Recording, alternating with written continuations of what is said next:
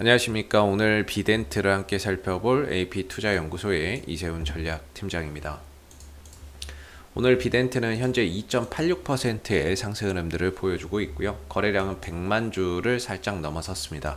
전일 거래량에 비해서 현재 50% 넘는 거래량이 발생이 되고 있는데 전일보다 거래량이 좀 많이 터지고 있어요. 그 부분에 대해서 어떤 오늘 호재가 있는지 좀 한번 살펴보도록 하고요. 코드 번호는 121800이 되겠습니다. 현재 시각은 2021년 4월 28일 수요일 10시 21분을 지나가고 있는 시점이 되겠습니다. 오늘 뭐 이슈나 이런 부분에서 크게 별다르게 나온 거는 없지 않나라는 생각이 들고요.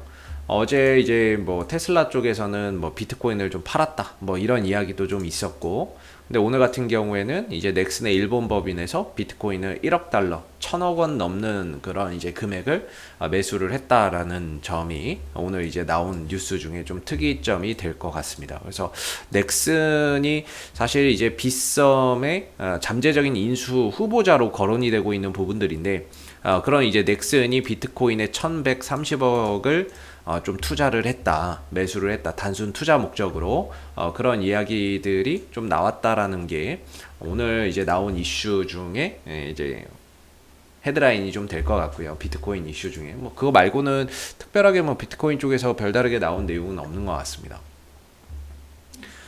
비덴트가 지난주에 어떻게 보면 가격 조정이나 이런 부분들이 좀 심하게 나왔죠. 사실 뭐 비덴트에 대해서 간략하게 설명드리면 다들 잘 아시겠지만 가상화폐 가격에 따라서 주가가 상승하기도 하고 하락하기도 합니다. 가상화폐 거래소인 빗썸의 지분을 보유를 하고 있죠, 비덴트가. 그래서 가상화폐 가격 등락에 따라서 주가도 연동해서 움직이는 부분이고요. 그리고 빗썸의 좀 지배 구조가 복잡하기는 한데, 이제 빗썸이 있고 빗썸 코리아가 있습니다. 그리고 빗썸 코리아의 최대 주주가 빗썸 홀딩스가 있죠. 그래서 이제 빗썸이라고 하는 가상화폐 거래소, 그리고 그걸 운영하는 운영사 빗썸 코리아, 여기에 최대 주주 빗썸 홀딩스, 이런 지배 구조를 가지고 있는데, 비덴트가 빗썸 코리아 10.3% 지분, 홀딩스의 지분 34%를 보유를 하고 있습니다. 그리고 이제 빗썸 홀딩스의 지분 나머지 65%를 이정훈 의장을 포함한 우호 지분이 65%를 보유하고 있는데, 이 부분이 지금 매각이 추진 중에 있다라는 점이죠. 매각을 추진 중에 있고, 그 매각 추진을 하는 과정 속에서 매각의 대상자로 거론되고 있는 데가 이제 넥슨이라든지 뭐 네이버라든지 뭐 위메이드, 뭐 이런 이제 JP 모건, 모건 스탠리, 뭐 비자카드, 뭐 이런 이제 회사들이 거론이 되고 있는 상황이죠. 최근에 이제 이정훈 의장이 사기 혐의로 이제 기소 의견으로 검찰로 송치됐다라는 그런 이제 이야기가 나오기도 했었는데요. 사실 저는 그 부분들이 주가를 굉장히 좀 하방으로 추가적인 하락을 이끌어 나갈 수 있는 악재가 좀 생겼다라고 생각을 했었어요. 근데 그런 악재 속에서도 사실 주가는 전혀 뭐 반응이 없었던 상황이었거든요. 그래서 가격적으로 뭐 더 밀리지 않고 그런 악재 속에서도 주가가 현재의 가격을 좀 잘 지켜냈던 부분이죠. 그만큼 오늘도 사실 지수가 별로 좋진 않아요. 보시면 오늘 지수가 1.5% 하락을 하고 있고, 코스피도 이제 약 한 0.5% 정도 하락을 하면서 전반적으로 양대 지수가 다 하락하고 있는 모습인데, 그런 와중에도 이제 비덴트는 상승 흐름들을 보여주고 있다라는 거죠. 그렇다는 거는 투자자들이 지금 가격 밑으로는 팔지 않겠다, 이 정도면 어느 정도 적당하다, 이렇게 좀 생각하는 부분들이 큰 것 같아요. 사실 비트코인의 가격이야 여러분들도 다들 잘 아시겠지만 지난주부터 좀 안정을 찾아가고 있는 상황입니다. 지난주 급락이 나왔고, 지난주 주말 토요일인가 일요일부터 어느 정도 좀 안정을 찾아가는 가운데 이번 주 월, 화, 수 전반적으로 좀 상승 기조를 이어가고 있고 반등 기조를 이어가고 있거든요. 그런 가운데 지금 6,500만 원을 비트코인의 가격이 회복을 했고, 그 다음에 업비트 쪽에서도 역시나 비트코인 가격이 6,500만 원대를 회복을 했는데, 지난주에 좀 하락이 나왔고 지난주 주말부터 안정을 찾아가는 가운데 이번 주 반등이 좀 나와주고 있는 상황입니다. 그러다 보니까 이제 비트코인 가격이 좀 안정을 찾아가고 있는 부분들도 결국에 주가나 이런 부분들이 추가적으로 좀 밀리지 않는 그런 이제 요소라고 우리가 좀 생각해 볼 수 있는 부분들이 아닌가라는 생각이 듭니다. 그래서 일단은 지난 한 주에는 비트코인의 가격 하락 때문에 주가나 이런 부분들이 조정이 나왔고, 그걸로 인해서 그동안에 이어왔었던 이런 상승 추세가 훼손됐고, 그 다음에 이제 기술적인 지지 라인이었던 14,000원대가 무너졌기 때문에 전반적으로 주가의 탄력이나 이런 것들이 이전에 비해서는 상대적으로 좀 많이 떨어져 있는 상황입니다. 그리고 이제 저점을 또 새롭게 찾아야 되고, 14,000원이 깨지면서 딱히 다음 저점이 어디다라고 말하기가 좀 어려웠던 부분인데, 그런 부분들이 이제 12,000원대에서는 어느 정도 좀 바닥을 잡아가고 있는 그런 이제 모습을 보여주고 있는 것 같습니다. 하방 경직성도 보여지는 것 같고요. 악재가 나와도 더 이상 뭐 주가나 이런 부분들에 크게 흔들리지 않는다는 점에서 어느 정도 가격 조정의 끝자락에 와 있다, 이렇게 또 봐야 되는 부분이 될 것 같은데, 저는 이제 개인적으로는 12,000원대가 만약에 뭐 바닥을 찍어주는 자리라고 하더라도 두 가지 측면에서 이제 바닥을 좀 체크를 하는데, 하나는 이제 RSI 상대 강도 지수라고 말씀드렸죠.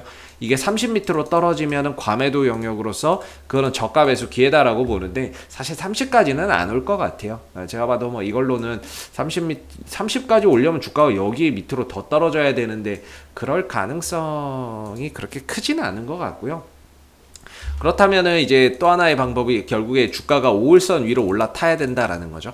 5일선 위로, 5일선 밑에 있으면 답이 없습니다. 항상 보면 단기 상승세가 꺾이면 그 흐름들이 계속 이제 조정 마무리될 때까지, 5일선 위로 올라탈 때까지는 계속 조정받는 거죠. 그러다 이제 5일선 타면 그동안에 하락했던 부분들 만회해주는 반등 나오는 거고, 계속 흘러내리다 5일선 위로 타면 그동안에 이제 하락했던 부분 만회해주는 반등 나오는 거고, 그래서 어느 정도 이제 5일선 위로 올라타야 된다 라고 저는 보고 있거든요, 종가가. 그래서 어제도 상승이 있었고, 그렇지만 어제 상승이 나왔다가 어제 밀렸죠. 오늘은 시초가가 빠진 다음에 이제 상승하는 모습을 보여주고 있는데, 제자리 뛰기예요. 보고 있으면 한 4일 정도가 거의 제자리 뛰기를 하고 있습니다. 그런 가운데 올렸다 내렸다 내렸다 올렸다, 이게 반복되고 있죠. 이런 것들을 통해서 이제 어느 정도 저점을 좀 잡아가는 하나의 과정이라고 봐야 될 것 같고요.